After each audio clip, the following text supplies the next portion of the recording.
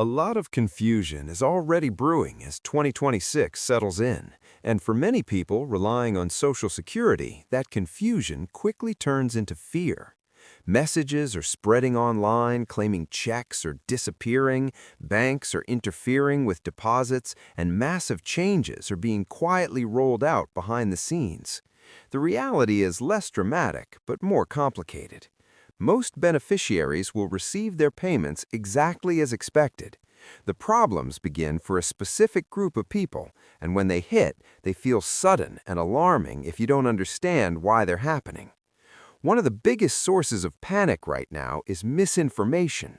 Social platforms are flooded with polished videos, often using AI-generated voices and faces, confidently delivering advice that is flat out wrong. These clips talk about banks rejecting Social Security deposits or charging new penalties specifically tied to benefits.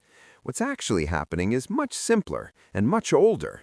Banks have always charged fees for low balances. Because many Social Security recipients maintain minimal account balances, those standard fees are now hitting harder as banks tighten policies. This has nothing to do with Social Security itself. And if a payment ever gets returned due to a name mismatch or technical issue, it isn't lost. Social Security can reissue it once the problem is corrected. Another rumor gaining traction is that paper checks are being eliminated entirely. That's not true. While there have been attempts to push everything toward electronic deposits, mailed checks still exist.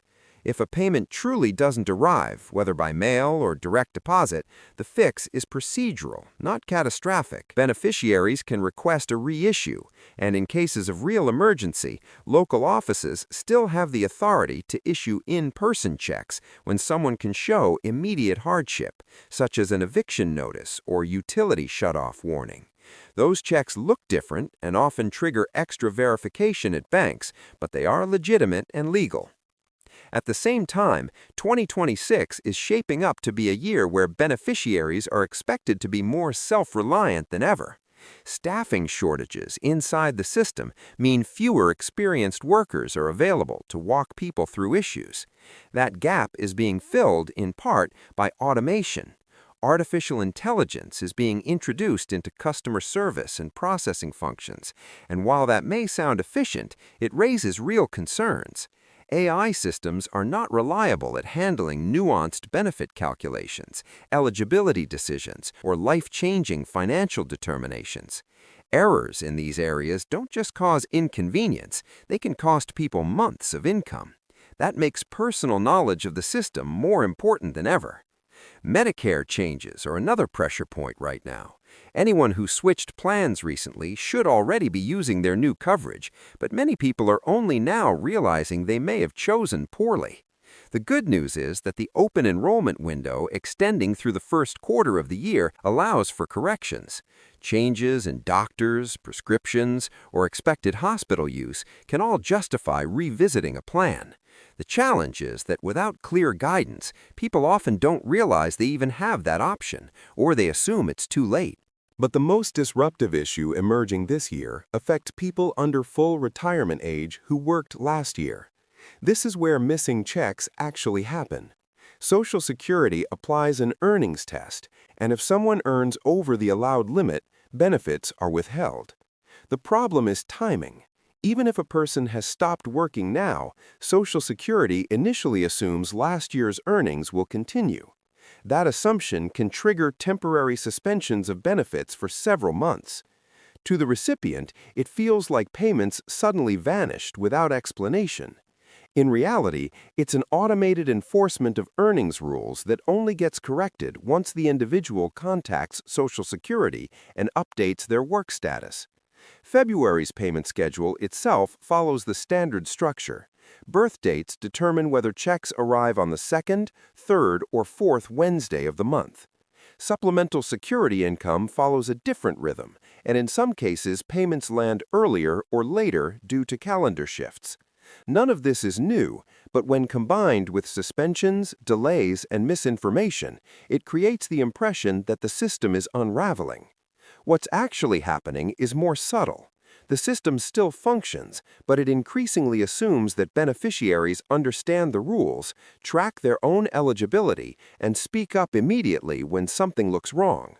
In 2026, silence often equals delay, and for many people living month to month, even a single delayed check can feel like a crisis. Beyond payment timing, another quiet shift is unfolding that could affect millions without much warning.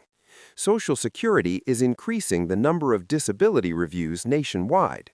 These reviews are meant to confirm whether someone still qualifies for disability benefits, but the scale matters. A sharp rise in reviews is happening at the same time staffing levels are shrinking. That combination raises the risk of mistakes, missed paperwork, rushed decisions, and benefits being stopped incorrectly. For people who have never been reviewed before, receiving one of these notices can feel like an accusation rather than a routine check, especially when clear guidance is hard to get. Earnings rules are also tripping people up in ways that aren't obvious. Many assume that if they earn too much in a year, they must delay benefits entirely. That's not always true. In the first year someone starts Social Security, a monthly earnings test can apply instead of an annual one.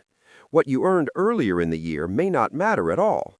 What matters is whether your income drops below the monthly limit going forward. People miss out on months of benefits simply because they don't realize this alternative rule exists, or they assume Social Security will automatically apply it. It won't unless you ask. At the same time, higher Medicare premiums are catching people off guard. Notices about increased Part B and Part D costs often feel unfair, especially to retirees living on fixed incomes. These increases are usually tied to income from 2 years earlier, not current financial reality. Selling a house, withdrawing retirement funds, or realizing capital gains in the past can trigger higher premiums now. Some life changes allow appeals, others don't. The key mistake many people make is assuming nothing can be done and quietly absorbing the extra cost. Across all of this runs a single pattern. Decisions are being made automatically based on old data, rigid rules, and limited human review. When those decisions don't match your real-life situation, the system doesn't correct itself. It waits for you to speak up. And in 2026, knowing when and how to do that is often the difference between steady income and unnecessary financial stress. Another layer of confusion comes from how benefits interact with life choices that people rarely think about until it's too late. Many retirees assume they must either start Social Security immediately or lose the chance forever. In reality, it's possible to claim Medicare at 65 while delaying cash benefits until later. That delay can significantly increase monthly payments, but only if it's handled correctly. Without clear guidance, people often make irreversible decisions that quietly reduce their lifetime income. Technology is also reshaping access to Social Security in ways that feel counterintuitive. Online accounts are supposed to make everything easier, yet a simple change, like switching phone numbers, can lock people out completely. When that happens, misinformation from poorly trained staff or overwhelmed call centers can make the problem seem unsolvable. In truth, most account issues are fixable, but the lack of consistent answers creates the illusion that the system is broken. Behind all of these individual problems lies a deeper structural issue. Experienced staff have steadily left the agency, replaced by less trained workers and automated processes. The result is a system that still functions, but no longer explains itself. Where personal guidance once existed, people now encounter scripts, cues, and generic responses. That shift doesn't just slow things down, it changes who benefits. Those who understand the rules can navigate around the obstacles. Those who don't often lose money without realizing why.